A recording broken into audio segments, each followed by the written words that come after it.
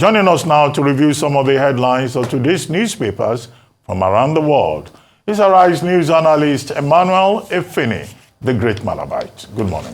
Good morning, Ruben. I can see you are in a celebration mode. It's written all over you, and I know you are prepared for the implication. Hey! I can tell you I've seen a few things out there. Wow. Now we start the review. We start the review with this day, Nigeria's newspaper of record, Ruben. Yeah, the lead story. Obi, Supreme Court's affirmation of Tinubu is beginning of our quest for better Nigeria. Says Apex Court exhibited disturbing aversion to public opinion in affirming Tinubu's election. Advocates 5-year rotational presidency, says purchase of SUVs yacht amid multi-dimensional poverty, gross act of insincerity. Presidency to Obi, stop casting aspersion on Supreme Court. Insist judicial pronouncement based on evidence, precedent, rule of law. Yes, Peter Obi, the candidate of the Labour Party in the February 2023 presidential election. Yes, like Atiku himself, Peter Obi has come out to give his own view of the Supreme Court judgment. Yes, he cannot say he will not accept the Supreme Court judgment because that is the law on the presidential election.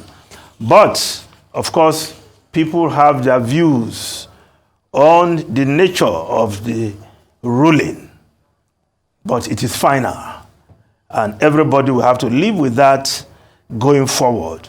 I think going forward is where perhaps Peter Obi has now declared himself as an opposition, and I think that is what it should be.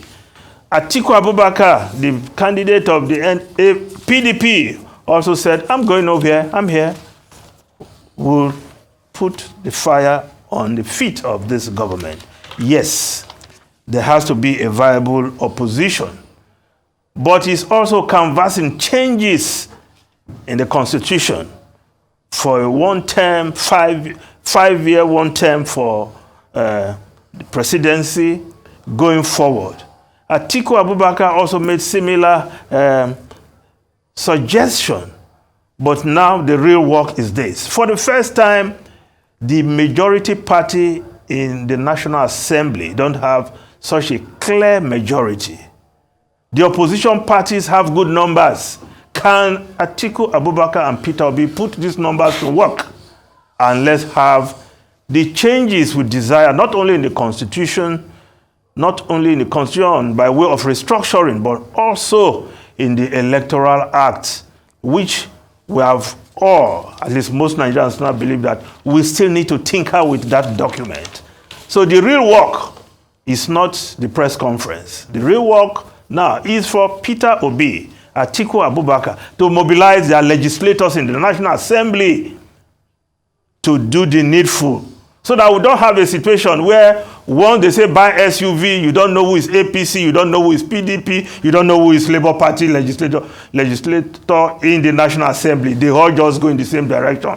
Buying SUV, doing the same thing as long as it meets their personal interest. So the real work, Peter Obi and Atiku Abubakar, get your legislators in the National Assembly to also be part of the opposition. It's not enough to say, oh, we think we should have something like parliamentary system where the president can be held accountable. You have your party legislators in the National Assembly. What are they doing?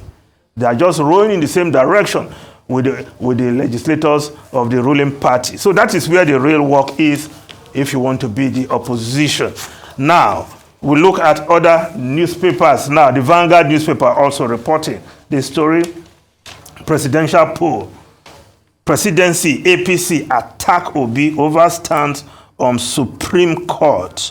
Nigeria's democracy, victim of Apex Court judgment. Obi, of course, laments courts ignored evidence of forgery.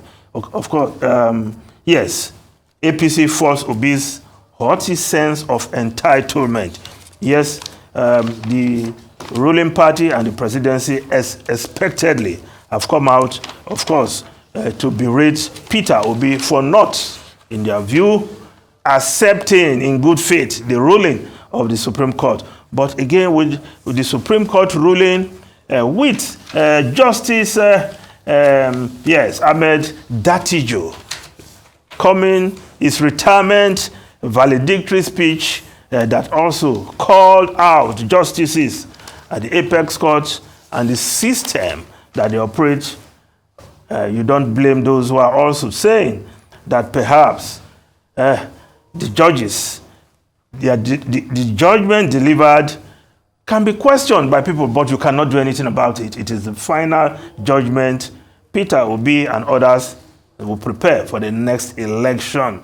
Now, the Punch newspaper, off-season polls, military police vow tough actions for ballot box snatchers, orders. Security chiefs warn hoodlums 67,000 policemen for Kogi, Bayelsa governorship elections. IG orders tight security at collation centers. Federal government vows transparency. Saraki demands fairness. Yes, the preparations. You can see the photographs in the front page of the Punch newspaper. Yes, the military, the police, of course, showing strength ahead of the polls, which comes up on Saturday, November 11. Now, soldiers in show of force patrol Kogi, Bayelsa flashpoints. Of course, the Inspector General of Police also showing strength in removing the much criticized Commissioner of Police in Imo State ahead of the polls in Imo and the two other states. Now, the Guardian newspaper, less than 30% of registered voters will decide Bayelsa, Imo, Kogi polls. Voter turnout, Bayelsa down by 20 points from 36.4% to 16.4%. Kogi, looking at what happened in the presidential election in February, Kogi dropped by 9% from 33 to 24.6%. Of the registered voters in Imo, only 20% voted in February. So, a pointer to the fact that there may just be low voter turnout. But I want to believe that the political parties, because this is one election that is close to the people, have galvanized the people enough to turn out so that we'll see better turnout on Saturday. Now, the Nigerian Tribune, Global poll, 40,000 policemen for Kogi. Blueprint newspaper, yes. Federal government tackles U.S. over travel advisory, assures on security investment, urges media to amplify efforts to secure Nigeria. Yes, the media being urged there. Plans massive value orientation campaign. Yes, the media will report the efforts of government, but if insecurity still loom large in our country, it will also be reported. The Daily Sun is reporting insecurity. Boko Haram in Borno, Katsina. Insurgents behead 13 farmers, kill 9, kidnap others in separate attacks. 1 killed, soldiers missing as gunmen strike in Niger. Burn vehicles, convey foodstuff. So the media will talk about the efforts of government, but will also report cases of insecurity, as the Daily Sun has done this morning. Now, the Nation newspaper, federal government, shun terror alert, fear. Yes, the alert from the U.S. government. I'm sure that in itself may just, of course, the Minister of Information coming out yesterday to berate America for undermining the efforts of the government, the federal government, to attract investors. If such warning is being given, then investors likely to have a rethink. Now, the Leadership newspaper, amid cash crunch, federal government asks varsities, orders to remit 40% of revenue.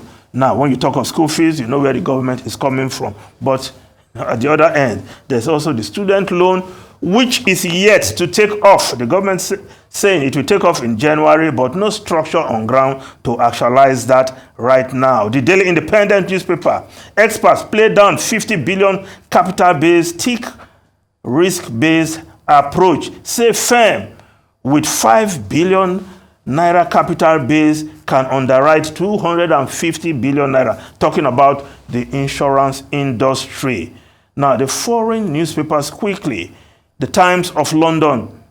Gaza is becoming a graveyard for children, warns UN chief. But the lead story in the front page of the Times, thousands to be spared cancer with 4 pence a day pill. And that story is also being reported by the Daily Telegraph. Daily pill halves the risk of breast cancer. Women able to live without fear in NHS offers drug that will save thousands of lives. Ruben and Rufai.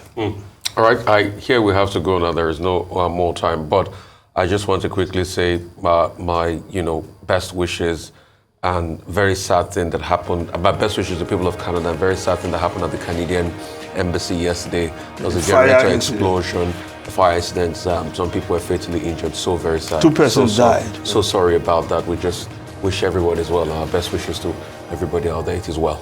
And Charles III is going to speak today at the House of Lords. And there's a big contradiction that environmentalists are talking about. King Charles III is known as a supporter of the environment. Yep. They call him the Green King.